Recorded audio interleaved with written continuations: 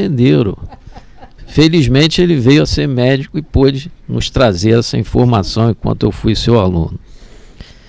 Mas também fui seu colega de departamento na Faculdade de Medicina. Trabalhamos junto quando fui chefe de serviço, o professor Luiz Augusto era coordenador da disciplina. Então, ele me levou para o Centrocardio, a sua clínica, né? Substituí ele no plantão dele de quinta-feira à noite no Centrocardio e lá fiquei durante 10 anos, né, professor? Dando plantão.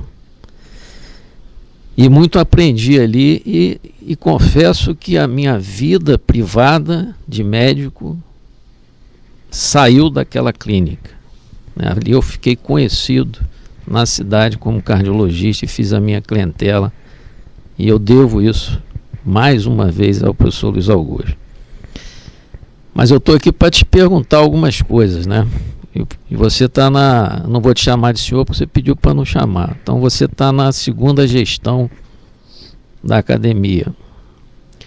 Então a minha pergunta, na sua primeira gestão, foi nos anos 2016, 17, 18, qual a que você considera ter sido a sua maior realização nessa gestão passada?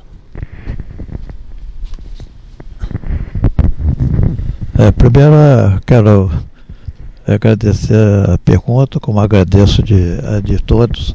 Lembrar que eu pude escolher os meus entrevistadores e eu escolhi esses entrevistadores não só pelas qualidades deles, científica, de conhecimento geral, e também de amizade.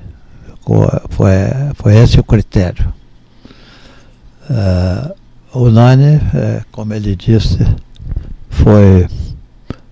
a turma dele foi minha aluna, todos foram meus alunos, né, da turma dele. Se me falha a memória, 81, 82, né? 82. Então, a gente se conheceu desde aquela época, como ele disse, ele foi trabalhando no Centrocardio, ele venceu, pode ser não, com certeza está no Centrocardio, ajudou. Mas a gente, para vencer, precisa ter um valor interno. Aí ele venceu por esse valor dele. Hoje, a gente, além de ser grande amigo, ele é meu médico, né? Porque eu tenho lá minhas patologias, procuro ignorar um pouco, mas ele é o meu cardiologista. A pergunta foi sobre... Na primeira gestão. Primeira gestão. O que você achou mais importante? É um pouco, assim, é um pouco difícil a gente apontar uma coisa principal, entendeu? Alguém já falou uma vez que se você for muito vaidoso, você deve se considerar, no mínimo, o segundo, nunca o primeiro. E eu, na minha vida, eu sempre me considerei bem lá para trás. Eu não tive, graças a Deus, não é qualidade, nasci com isso, não tive vaidades, eu procurei fazer as coisas, mas não tive vaidades.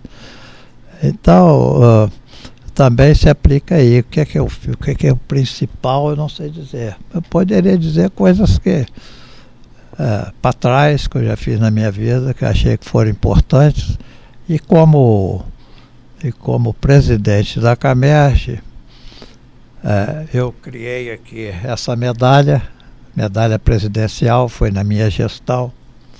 Quer dizer, quando eu digo eu estou dizendo eu com um grupo todo que trabalhou junto, diretoria.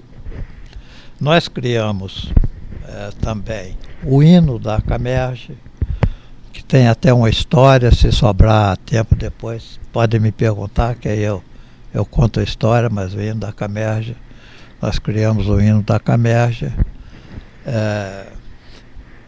criamos e editamos a revista da CAMERG, né? A revista da CAMERG começou em 2016, ela inicialmente era semestral, então em 2016, já em julho, agosto de 2016, a gente publicou o primeiro número dela referente ao primeiro semestre de 2016.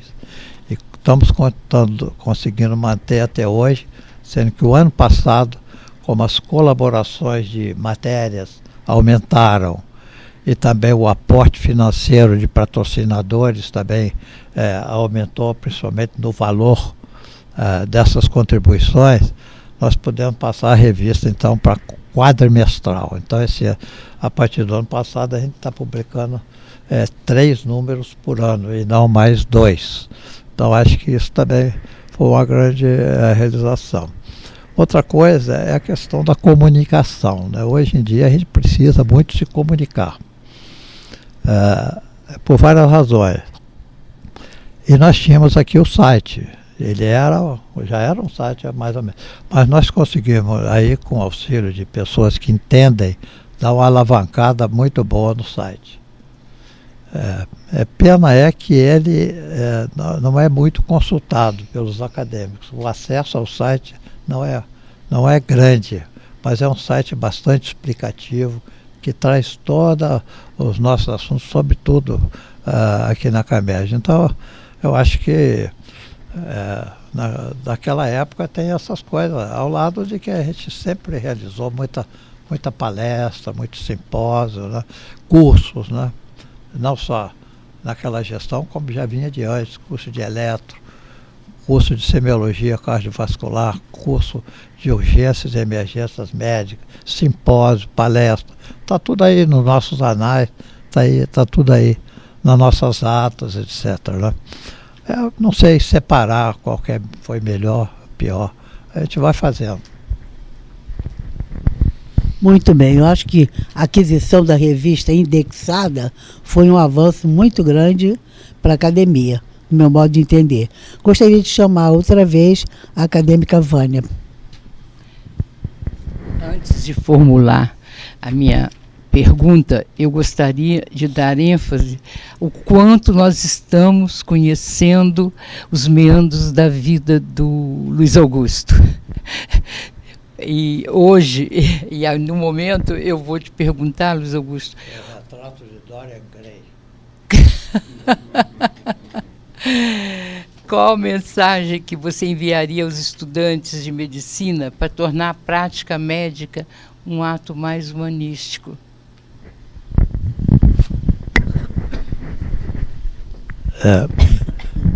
Essa sempre foi uma pergunta muito importante. E hoje, mais do que nunca, eu acho que ela é muito importante. Apenas eu quero inverter um pouquinho. Eu acho que não é a atuação dos acadêmicos, dos estudantes. A gente tem que perguntar o que o professor pode fazer para isso, o que as faculdades podem fazer para isso e o que as universidades podem fazer para isso. Tá?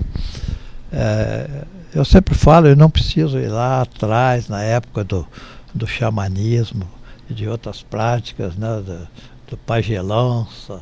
Não, vamos vir da época que eu conheci para cá. Meu pai, depois eu fazendo medicina. Eu, quando me formei, o que a cardiologia tinha para meu exercício da medicina?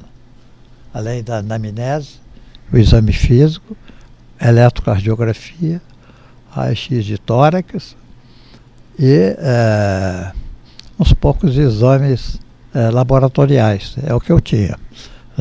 Todos tinham.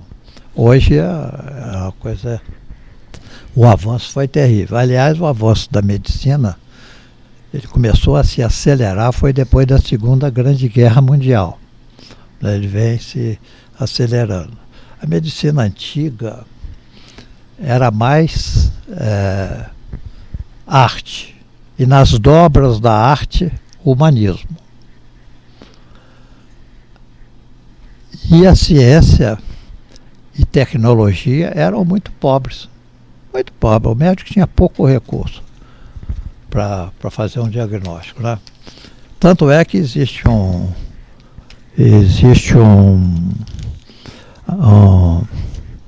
dizer, né, medieval, que não tem autor, portanto que não tem autor, como é que chama? Apócrifo, né? Que dizia que o ethos do médico não é a cura, é a misericórdia.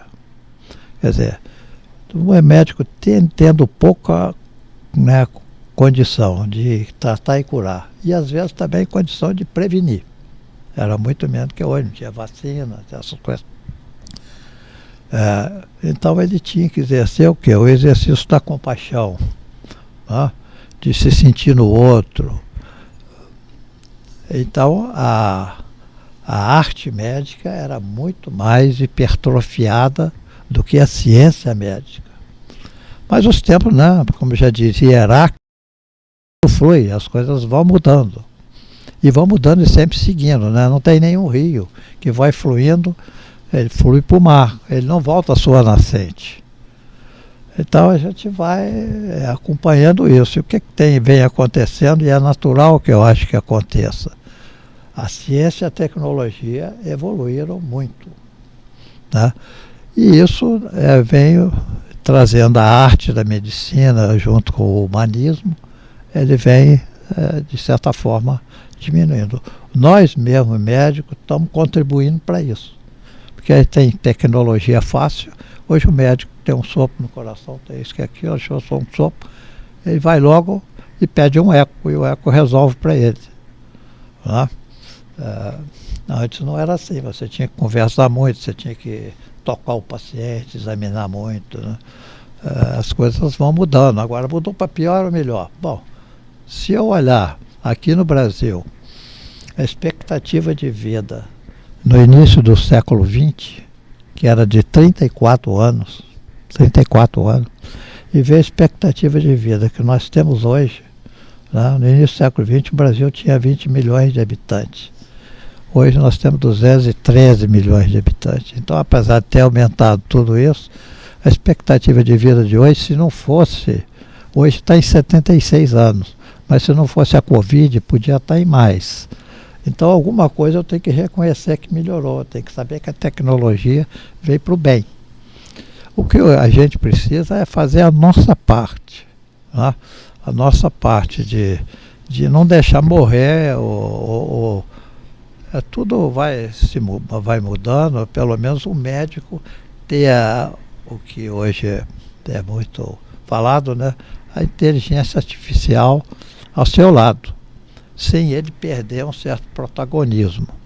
Por que ele pode ter isso ao seu lado? Porque a máquina, né, com tudo que tem, aprendizado de máquina, big data, essas coisas todas, a máquina não tem consciência, pelo menos por enquanto. Tá? A máquina não tem consciência. Você programa, vai cada vez melhorando os programas, ela vai fazendo. A consciência é nossa. Então a gente tem que usar isso para poder trabalhar bem com a máquina. Eu disse, por exemplo, por enquanto, porque há uns tempos atrás eu tive uma notícia, e não sei se isso é possível, se é absurdo, que no Vale do Silício, lá nos Estados Unidos, eles estão trabalhando para adotar a máquina de consciência. Aí, se isso for possível, eu acho que é a morte do médico. A máquina vai ter muito mais capacidade de fazer tudo. Infelizmente, vai ser isso. Mas as outras gerações que vão surgindo vão se adaptando a isso, né? Darwin já dizia que a vida é adaptação. Quem vence não é o mais bonito, não é o preto ou o branco, não é o rico ou o pobre, etc. É quem vai se adaptando às circunstâncias. Eu penso que a gente deve transmitir aos nossos acadêmicos de medicina que eles não são onipotentes. Tirar a onipotência que foi implantada na classe médica. Desde o momento que nós colocávamos, os homens colocavam uma bônia, com a cabeça careca, eram os poderosos, e quando a gente entra numa ambulância, chegou o poderoso, tarará, tarará, isso trouxe para a gente uma onipotência. E o ato médico tem que ser humanizado. Agora, já que você falou em inteligência artificial, eu vou passar para o Eduardo, porque exatamente o Nani quer falar sobre isso.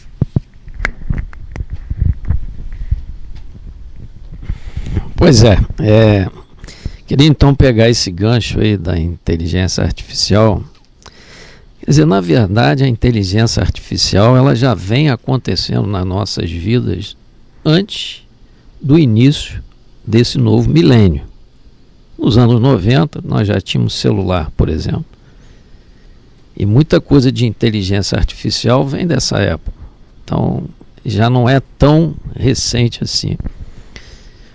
Mas a partir desse novo milênio aí, principalmente nesses primeiros 25 anos desse século, a inteligência artificial ela avançou muito.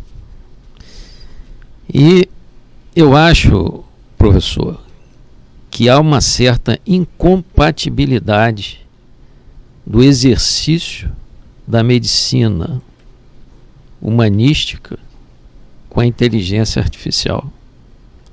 Mas a coisa está acontecendo, nós vamos ter que acompanhar isso, né? Então a minha pergunta, você falou, por exemplo, na revista, né, na pouca visitação do site da academia, é justamente isso. Como você prevê a inserção da academia nessa nova era aí da inteligência artificial? Eu acho que a inteligência artificial usada com estes propósitos, ela funciona magnificamente bem.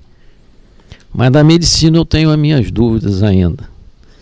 Então, a minha pergunta é essa: como você prevê essa inserção aí da academia na inteligência artificial? Bom, primeiro eu queria lembrar o seguinte, que existe também um ditado ou um aforismo, como queiram, que eu não sei quem é o autor, é tipo apócrifo também, que diz que o ofício do futuro é incerteza, né? Nós vivemos a incerteza. Aliás, a medicina tem muito de incerteza. Em 1900, quando estava começando a física quântica com Max Planck, Sir William Osler, aliás, antes de 1900. A física quântica começou em 1900, mas não do jeito que é hoje. Era para a emissão de calor, de energia por gases aquecidos. Antes disso, em 1890 e pouco, Sir William Osler, todo mundo conhece, ele disse uma coisa que é famosa e que todo mundo repete: medicina é ciência das incertezas e arte das probabilidades.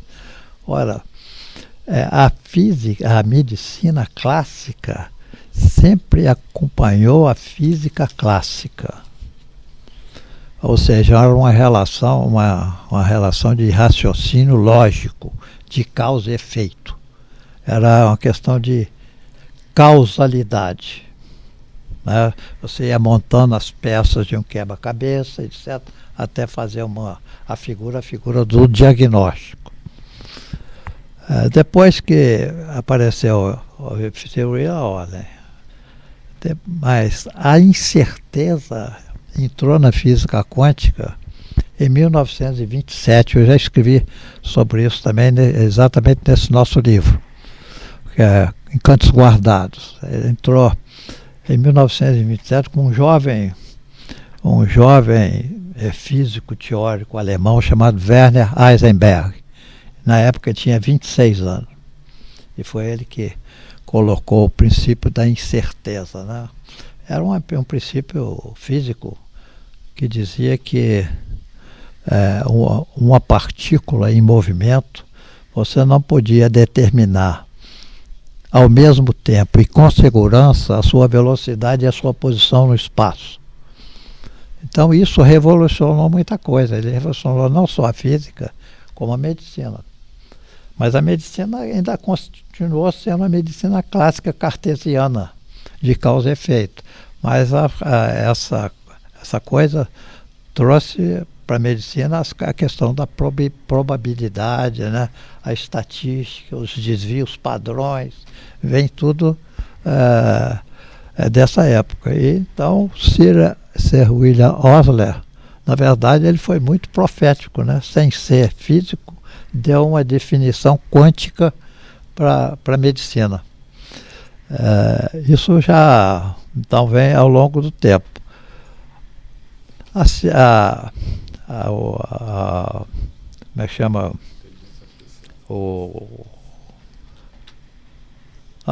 A inteligência artificial não. O que precedeu a inteligência artificial, que eu queria dizer?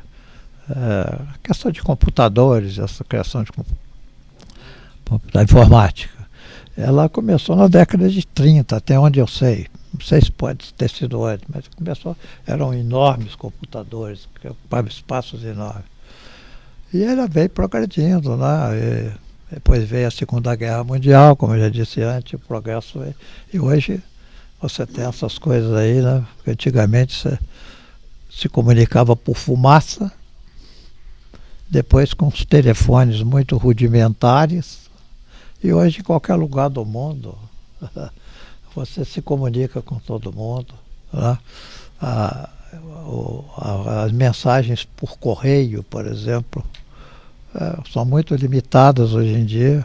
Você pode passar um zap, ou um e-mail, etc., que é imediato, inclusive. Então a coisa mudou muito. E a inteligência, a pergunta era a inteligência artificial, né? A inserção da Camerge, né? Penso que a inserção não é só da Camerge, é a inserção da humanidade, né? Nessa coisa de inteligência artificial. Então, essa incerteza é certeza de todo mundo. Que vai acontecer muita coisa ainda, né? A gente não tem dúvida. A gente olha para trás, a medicina que eu comecei a fazer e a medicina que faz hoje já é muito diferente. E tudo é muito diferente. As comunicações são diferentes. Daqui a mais 30, 40, 50 anos vai ter coisa que hoje aqui a gente nunca imaginou. Certamente, né? Então a academia é aquela coisa, tem que se adaptando, as academias têm que se adaptando ao que a inteligência artificial for promovendo. E se aproveitando. Por exemplo, já temos um exemplo recente. Nós tivemos o simpósio, aquele simpósio comemorativo do 50º da academia, em 2 de dezembro do ano passado. E todos os assuntos tratados nesse simpósio estão sendo transformados em artigo para fazer um livro. Então, por exemplo, todo mundo lá, vários participaram lá. Tudo que você falou foi jogado no chat GPT. E o chat transformou aquilo em um artigo. Eu não sei dos outros o que aconteceu. Já me remeteram à parte que eu falei. Entendeu? O que a inteligência artificial fez ali? Ela ordenou a minha fala. Porque você falando é uma coisa, a linguagem falada. A linguagem escrita é outra. Ela ordenou a minha fala, dividiu em tópicos. Agora, ela não colocou muito exatamente em termos de escrita que foi dito. Lá está muita coisa do jeito que se fala, e não do jeito que se deve escrever. Então eu recebi isso e estou colocando nos termos, então, de um artigo mesmo para ser publicado, e alguma coisa que eu acho que eu possa inserir, que tem espaço suficiente, eu posso inserir, etc. Então, isso é uma coisa que não é de muito tempo, né? Ninguém imaginava uma coisa dessa, e o computador não é que vai inventar, mas ele vai te aprimorar a escrita. E assim vai exatamente para as academias, vai melhorando isso, vai melhorando a comunicação. Eu não sou pessimista, não. Eu acho que o homem sempre foi o homem, com boas e más qualidades, que a gente deve procurar aprimorar as boas qualidades, né? E homem e máquina vão se ajustando. Todo mundo sabe que hoje a gente está tem muitos estudos, né, a respeito disso, da inteligência artificial na saúde. Tem saído muita coisa com relação a isso.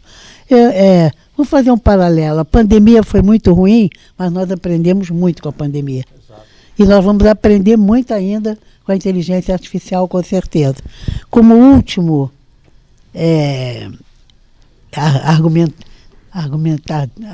para argumentar o professor, é você, o acadêmico Pimentel.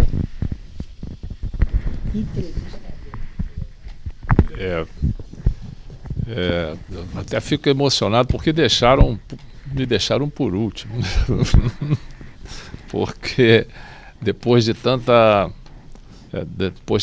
resposta espetacular e bonita que nosso entrevistado deu, especialmente essa última, a pergunta do Nani, a gente passa pela cabeça como era a medicina, né, daquela época em que Luiz Augusto se formou e como ela é hoje, e passa também a importância do médico se adaptar à modernidade sem perder a sua capacidade de resolver os casos.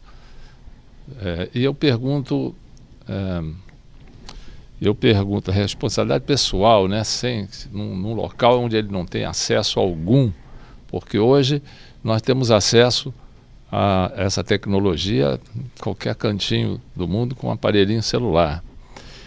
Mas para um homem que viveu a medicina da década de 60, e hoje eu pergunto, pode lembrar qual foi o caso de maior dificuldade de diagnóstico que já lhe passou? E qual foi o caso que mais te preocupou na carreira? Antes, lembrando umas coisas que a gente já falou aqui, dando um complemento. Eu disse ali atrás que no passado, na era medieval, existia esse aforismo de que o ethos do médico não é a cura, é a misericórdia. Porque ele tinha pouco recurso para tratar e curar, mas tinha muita maneira de fazer uma medicina de compaixão, né, de empatia com o próximo. Hoje em dia, completando aquela fala anterior, a gente talvez esteja praticando esse aforismo ao contrário. Podemos dizer que o ethos do médico é a cura, não é a misericórdia. Esse é o ideal? Também não. O ideal é exatamente a gente poder, através do nosso pensamento, da mente humana, fazer as coisas equilibradas. Então, talvez a gente pudesse alcançar o ideal da medicina e poder dizer o ethos da cura, o ethos da medicina é a cura e é a misericórdia, as duas coisas. Isso seria o ideal. Se vamos conseguir, não sei, mas o ideal seria isso. Com relação aí à pergunta sobre o caso que foi mais complicado para diagnosticar ou algo assim, mais te preocupou, mais me preocupou, quer dizer, eu não sei bem. Eu, no início da minha vida médica, genericamente, o meu pai era médico da família toda. E eu herdei depois dele isso. Eu comecei a ser médico da família toda. Então, eu ainda era acadêmico de medicina quando meu avô materno começou a ficar doente com insuficiência cardíaca e outras coisas. E eu me formei e continuei tratando dele. Para mim era muito difícil, eu gostava muito desse meu avô. Mas continuei tratando dele. Então eu tive dificuldade, não é só do diagnóstico. Ele tinha um quadro que fosse como se fosse uma miocardiopatia congestiva, que dava para diagnosticar naquela época. Talvez desse para avançar mais um pouco hoje, né? E muita arritmia, e tinha muita extracístole ventricular e outras coisas. O fato é que foi levando, e ele morreu 8 anos depois que eu me formei, em 1971. Aqui em Niterói também, quando ele vinha, ele consultava com Valdemar Vanderlei, que acompanhou ele aqui há algum tempo. Eu era muito chegado próximo do Valdemar, e a gente combinava bem as coisas. Eu acho que isso para mim não é que tenha sido difícil, mas foi complexo, entende? Viver com isso. Da mesma forma que agora, nessa década de 2010 para cá, em 2011 meu pai morreu, em 2012 minha mãe morreu. Eu tive felicidade de ter pai por 71 anos da minha vida e ter mãe por 72 anos da minha vida. Quer dizer, eu me emociono, mas eu não sou triste por causa disso. Entendeu? Eu acho que eu fui um aquinhoado. Agradeço a Deus, isso aí. Então essas coisas que para mim, eu cuidei muito do meu pai, da minha mãe, Nani sabe, Nani tratou deles aqui, sai para cá, interno no um hospital, interno no outro hospital, levo para minha casa e bota home care, eles melhoraram, eles gostavam no cantinho deles lá em Minas, volta para Minas. Então essas coisas foi muito difícil trabalhar, né? Trabalhar com isso. Acho que é um pouco complicado, não é tanto de fazer o diagnóstico em si, né? Por exemplo, uma coisa que me aconteceu, que eu acho que é importante dizer, que eu trabalhei no antigo IAPC, Instituto de Aposentadoria e Pensão dos Comerciários. Eu atendia, entrei ali, o ambulatório era ali no centro, naquele edifício Araribóia. E o IAPC, é incrível falar isso hoje, né? Mas é verdade. O IAPC só internava caso cirúrgico. Ele não internava caso clínico. Não internava. Então eu, como cardiologista, pegava doente da insuficiência cardíaca congestiva, coisa grave. Tinha que tratar em casa. Então eu ia, sem ônus para o paciente, eu ia na casa para tocar isso. E tem até uma história muito interessante. Eu tratei alguns casos de endocardite infecciosa em casa, usando os antibióticos que tinham naquela época. E os doentes ficaram bons. Então eu acho que o que o meu pai falava, que na roça não tem micróbio, eu acho que aqui também naquela época os micróbios eram muito bobinhos, que morria com uma penicilina só, com mais outra coisa. A gente tratar em casa. Não é que o diagnóstico fosse difícil, mas tratar até institucionalmente era difícil, porque você não podia internar esses pacientes. Eu acho que passa por aí. Bom, finalizamos então as perguntas dos entrevistadores e eu queria fechar esse momento de grande importância para a academia. Espera aí, eles ainda têm direito de fazer alguma Não. pergunta. Cada um fez duas. Não, mas depois eles pode fazer de improviso. Ah, sim, sim. Então, se algum de vocês quiserem fazer pergunta de improviso.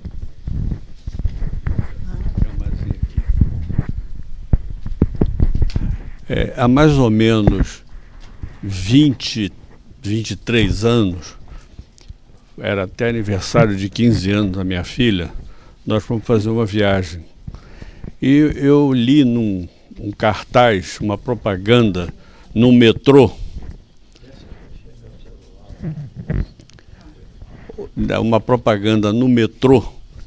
que dizia uma frase que eu guardei até hoje: o sonho é a mais bela forma de lucidez. Então eu pergunto ao Luiz Augusto, qual é o sonho que ele tem para o futuro da academia? O sonho que eu tenho Pegou em desprevenido. Mas eu acho que assim, o sonho que todos nós devemos ter, não só eu sou, eu acho que deve ser comum, é que a academia cresça. Mas principalmente que a academia cresça amistosamente, uma convivência social gostosa, entendeu? Priorizando uma série de coisas, não uma única coisa. Tá aí, medicina é ciência e arte. Então vamos fazer ciência, mas vamos fazer também arte na academia. Estamos programando agora, talvez consigamos, por exemplo, no mês de junho, fazer um evento junto com a Associação Médica e com a Academia Fluminense de Letras, onde vai entrar música, vai entrar poesia, o acadêmico que quiser vai participar de uma, de outra, de outra. Eu acho que isso é uma coisa boa, né? Não é viver só no hospital, ver doente grave. Isso, hoje em dia, se fala muito em burnout de médico, né? Eu não sei se isso é muito... No passado não se falava, não sei se hoje as coisas mudaram ou se é porque aparece certas coisas que às vezes viram moda, mas não, eu não acredito. Eu acredito que essa vida moderna também tem muitas coisas boas, mas também é muito estressante. Então o que eu espero das academias é isso, que elas sejam, os membros sejam mais próximos, mais amigos, né? Que usem de muita sinceridade. Eu acho que a sinceridade na vida é muito importante. E que a gente possa, dentro disso, conviver bem. Eu acho que a academia fazendo isso, se aproximando de outras fontes de cultura, né? Eu acho que seria o ideal. Alguém mais quer fazer você? Queria fazer uma sugestão, que nós terminássemos essa entrevista com essa pergunta, professor Caime: qual é o sonho que nós temos para a academia? Eu tenho um. Eu acho que o crescimento, eu acho que todos nós queremos. Mas, por outro lado, eu vejo que para a gente crescer, a gente tem que ter uma identidade própria. E meu sonho é que a academia tenha uma sede própria da academia. Então acho que isso vai identificar a academia no cenário nacional. Acho que a gente não cresce sem ter uma identidade própria. Então esse é o meu sonho. Não sei qual é da senhora, professora. Eu sonho muito, e às vezes sonho muito alto, Nani. Eu tenho um sonho. Eu vejo o sacrifício que a academia faz, né? E que todos nós sofremos um pouco, com a falta de uma... Para começar a identidade, né? Que a gente teria que lutar por uma sede própria. Não sei se estou pensando muito alto, às vezes acho que sim, mas é um sonho que eu tenho. Pimentel? Tem alguma pergunta? Olha, uma pergunta, né? Fala do seu sonho. O tema agora é o sonho, né? Seu sonho. Eu acho que é natural que todos sonhem com isso, porém é uma coisa complicada o custo de se fazer isso. Eu estou aqui do lado de um tesoureiro que deve estar se coçando, né? Eu mesmo andei procurando imóveis aí abandonados, e de todos que eu achei, nenhum servia, porque eu só vejo como possibilidade uma doação, né? uma entrega de um prédio, porque é muito caro comprar, é muito caro montar, e a gente precisaria de ter um apoio muito grande para isso. É difícil, né, de realizar uma coisa desse tipo, né? Por exemplo, quem que arranjou aquele prédio para a Academia de Medicina Nacional? Foi um grupo de médicos que formaram e compraram aquilo ali? Não. Então é um caminho, né? Valdeni, para construir isso aqui, implorou dinheiro de todos nós na época, né? Por isso que meu nome está lá naquela placa, porque todo mundo dava dinheiro naquela época para Valdenir construir essa casa. E eu me lembro que a minha sogra morava em frente, num prédio aqui de 4 andares. Isso aqui era um matagal, era um terreno vazio, cheio de mato, que uma vez me deu uma pneumonia ali, chamavam de basite, né, o doutor Abunaman, porque eu fiquei debaixo de um carro abandonado retirando o motor dele, porque o motor era o mesmo da minha Fiat conversível na época, italiana lá. Então, isso, 1968, 69 e tal. E Valdenir conseguiu ficar de colega em colega, pedindo dinheiro, e isso aqui veio. Foi uma luta muito grande. Na idade que nós estamos aqui, eu não sei mais se alguém tem gás para uma luta desse tipo, né? Vamos ver o nosso tesoureiro, o que é que pode falar. No momento, é muito complicado. Se depender do financiamento que nós temos hoje, é praticamente impossível, a não ser doações. Deixa eu dar uma coisa aí que me lembrei do Martin Luther King, I Have a Dream, não é isso?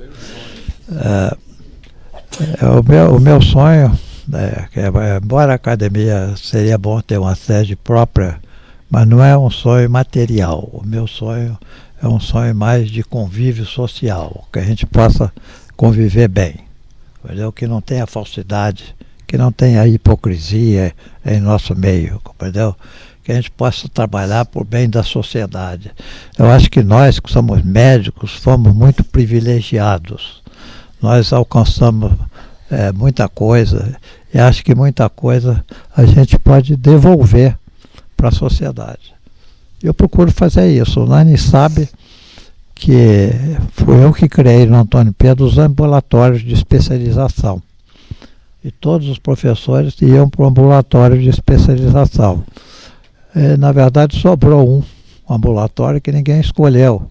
E nem era muito o meu gosto na época, que era hipertensão arterial. Eu fui fazer o ambulatório. E eu permaneci nesse ambulatório de 1985 até me aposentar, quase 20 anos. Entendeu? Eu fiz esse ambulatório. Acho que é uma maneira de você devolver alguma coisa para a sociedade. Acho que esse sonho eu sempre tive, né? Você não consegue realizar tudo, né?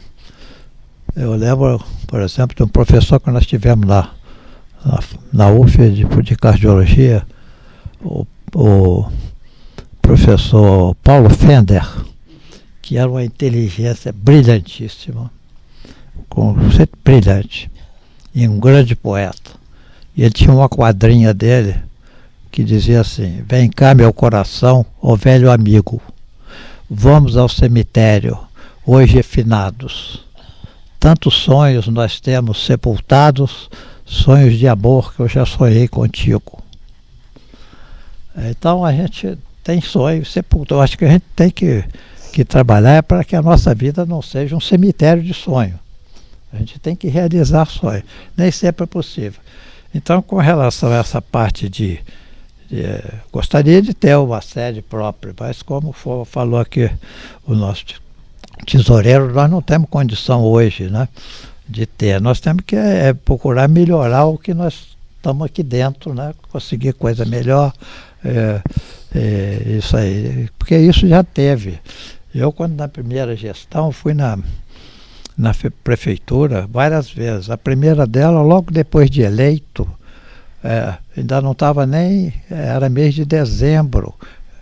O presidente, eu já tinha tomado posse, mas o presidente até 31 de dezembro era o acadêmico Alcir Vicente Vizela Chaca. E nós fomos juntos lá na prefeitura para pleitear que a prefeitura conseguisse um local para nós termos a sede da nossa academia. Aí conversamos lá com muita gente, secretário e tal, mandaram a gente protocolar um pedido. A gente fez, escreveu o pedido, protocolamos, Dona Lita entregou isso lá na prefeitura. Passado uns tempos, não vinha. Dona Lita, faz favor, vai lá na prefeitura ver o que está acontecendo. Levou o protocolo, perderam o processo. Ah, faz de novo. Fizemos de novo. Passou o tempo, nada. Perderam o processo. Então é um negócio complicado, né? E, além do mais, o que eles têm às vezes aí para doar são prédios muito deteriorados, ou só terreno. Então você tem que ter muito dinheiro, né? Para poder construir. Na minha gestão anterior, o ex-reitor José Raimundo Martins Romeu, ele estava como presidente da Pestalozzi. Então um dia eu fui lá fazer uma visita a ele, me mostrou aquelas dependências. Aquilo tem coisa lá para dentro que a gente que olha de fora não imagina. Entendeu? Então fomos lá na Pestalozzi. Eu fui lá e ele ofereceu um espaço imenso para a gente colocar a academia lá. Mas a gente tinha que fazer bastante obra, né? Não era uma coisa que estava a chegar e tinha que fazer. Mas é um local ótimo, aprazível, estacionamento imenso, não tinha que se preocupar com estacionamento. Se tivesse que fazer alguma festa, eles lá têm um salão, não é uma coisa maravilhosa, mas tem um salão que você pode fazer muitas solenidades, mas não tinha dinheiro. E além do mais, ficou uma preocupação. Hoje ele é o presidente. Amanhã entra outro e cisma que não é bem assim.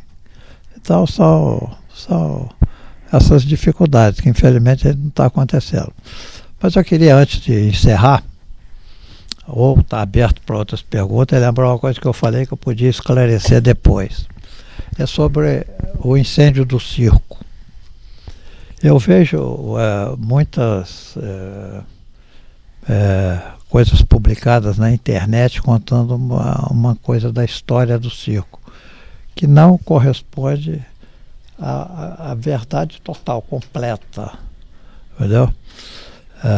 Quando eu já disse, quando eu estava no 4º ano de medicina, no final, que o 17 de dezembro de 1961, que o circo incendiou. O Antônio Pedro estava fechado, eu vejo muitas pessoas falarem porque era por greve de funcionário. Não era. O Antônio Pedro estava fechado pelos acadêmicos. Nós tivemos uma reunião na Policlínica, hoje Faculdade de Odontologia, tivemos uma reunião lá, porque estava todo mundo insatisfeito, porque o hospital, que era municipal na época, não tinha doente quase para você ver, não tinha remédio. O Dr. Mululo da Veiga, que foi um médico tradicional na cidade, colocava na enfermaria uns armáriozinhos que ele levava amostra grátis para dar para os pacientes internados, para ter uma ideia. Antônio Paulo Coelho fazia a mesma coisa. O Dr. Knusti, que era professor de ortopedia, levava as coisas para lá. O hospital era uma coisa, não era nada. Você ia naquela, não é a divisão que tem hoje, né? Eram imensas enfermarias, tinha 2, 3 doentes. E os professores, que a maioria era do Rio, eles não se importavam muito com isso, que era mais interessante para eles que nós atravessássemos a barca e fôssemos ter aula na Santa Casa, no Moncorvo Filho, no Souza Guiar. E a gente queria que a medicina feita aqui em Niterói. Então, a gente vinha reivindicando isso. Na época eu era um membro qualquer do diretório, não me lembro mais o quê, mas era um membro. Aí nós fizemos essa reunião na Policlínica e resolvemos que devíamos fechar o hospital. Saímos dali, numa espécie de uma fila indiana, fomos pelo centro, chegar aqui no Antônio Pedro, entramos lá, fechamos o hospital. Tinha pouquíssimos doentes, tinha mais doentes na maternidade. A gente conseguiu transferir os doentes para outros locais, né? Isso foi em princípio de dezembro de 61. Transferiu e fechou, botou corrente, tal. O hospital tinha menos locais para você entrar, hoje tem mais. Tá? E aí a gente fechou o hospital, ficou aquele impasse, o hospital fechado. A gente conseguiu, na época era senador Amaral Peixoto, ele se dispôs a levar um grupo de acadêmicos para Brasília, para ir lá conversar lá como é que podia resolver. A gente foi. Eu não fui porque tive um problema, apareceu uma sinusite grave, eu não fui.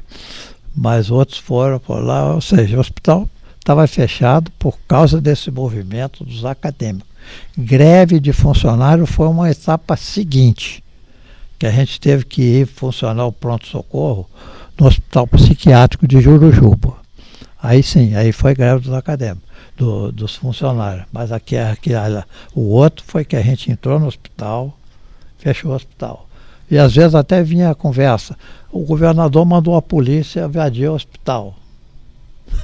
A gente estava enchendo os sacos de areia e botando, foi coisa de guerra. Botava ali em frente das portas principais do hospital.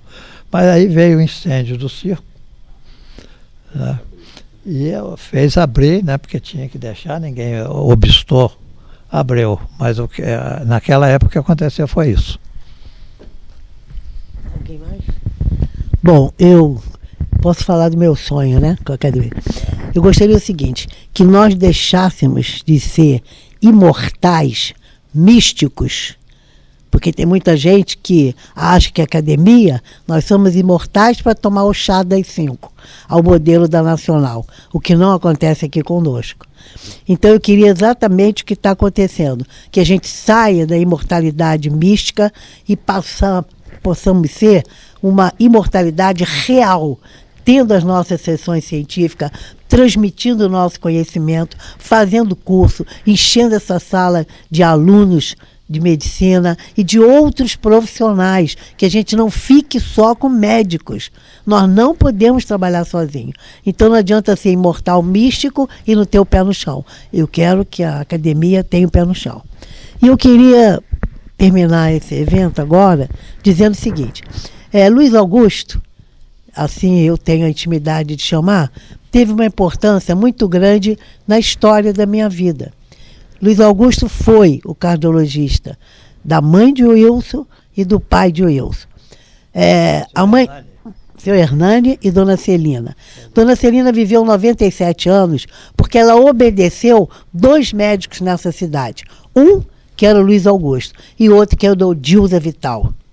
Tudo que o Dilza mandava fazer, ela fazia. Tudo, exercício, pintar cabelo, tudo. E tudo que o Luiz Augusto fazia. E seu Hernani também. Seu Hernani morreu comigo, Luiz Augusto, do lado, no Centro Cardio, tranquilamente.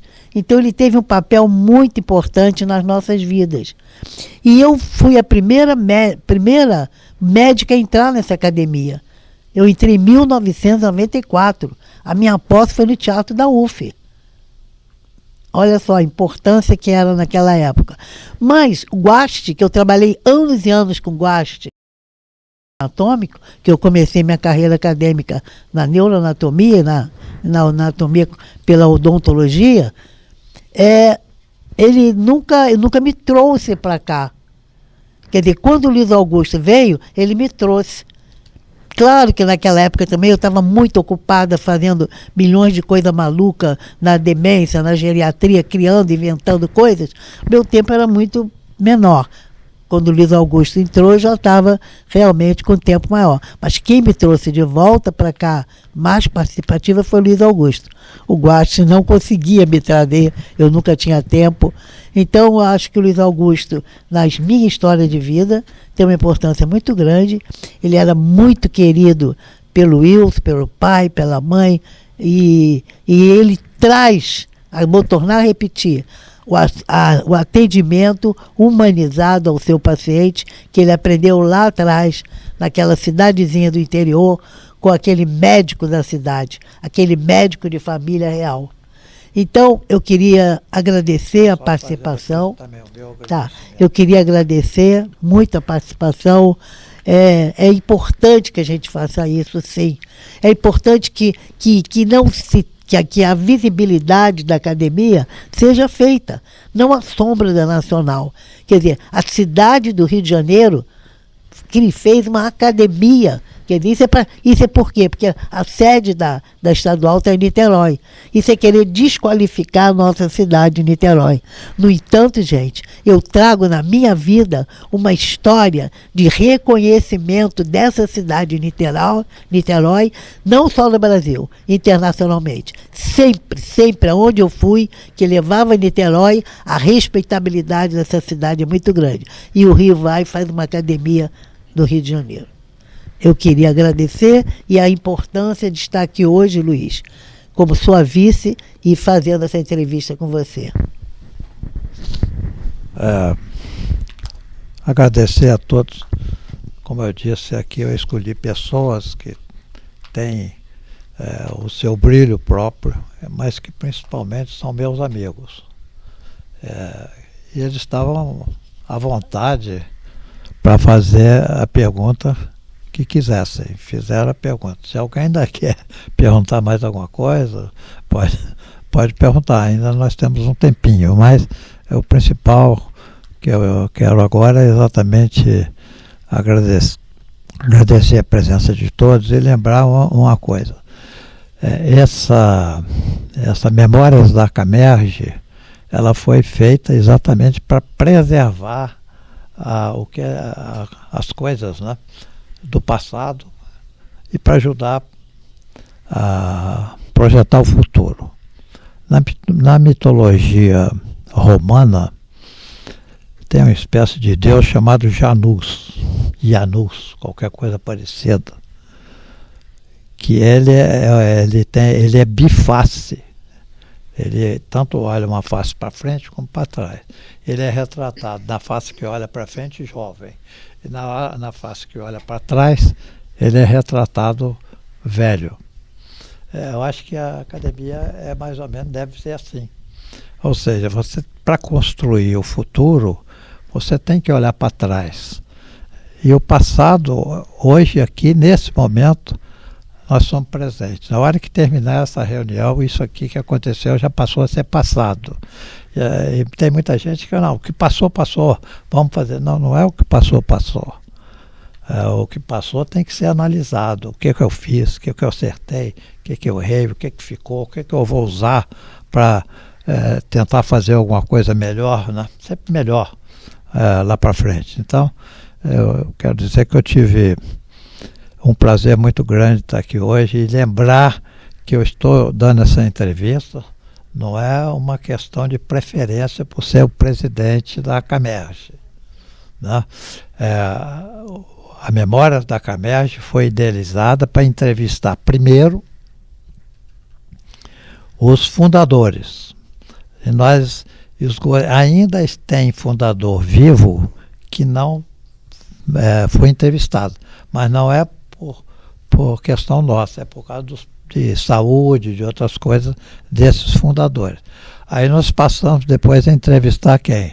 Entrevistamos os presidentes vivos. Já entrevistamos o acadêmico Alci Vicente Vizela Chaca, que foi uma bela entrevista. Agora estão me entrevistando. E a seguir ainda tem o presidente Luiz José Martim Romeu Filho, é o próximo, e depois Antônio Luiz Araújo. Então, isso aqui não é nenhuma preferência pelo fato de eu ser presidente, é a ordem natural das coisas. Tá? Mais uma vez agradeço, não posso esquecer de agradecer a dona Lita, lá, que está aqui na faculdade há muitos e muitos faculdades, na academia há muitos e muitos anos. Né? Eu, quando entrei na academia, a secretária era a dona Maria Helena, né? Mas logo ela faleceu e aí dona Lita veio. Está esses anos todos conosco aí. Ela é sempre muito eficiente, né? Ela adivinha os pensamentos do que a gente precisa. Eu quero agradecer também o Carlos, que eu tive o prazer de estar com ele junto nos nossos eventos lá no NAB. Ele foi o responsável por me apresentar aquela figura doce que é o professor Damasceno, que é o presidente ou diretor, não sei qual o termo seria, lá do NAB, e que nós passamos a fazer eventos lá, porque lá é um lugar bom, uma acústica boa e acolhedor. E também fica muito mais em conta para a academia, todo mundo sabe disso. Então a gente juntou o útil ao agradável. Quero dizer que a gente indo lá para o NAB, eu agreguei mais 2 bons amigos, o professor Damasceno e o Carlos. Então, muito obrigado para todos. Se alguém ainda quiser fechar, está à vontade, né, Vilma? Não, então nós encerramos e agradecemos a todos. Muito obrigada.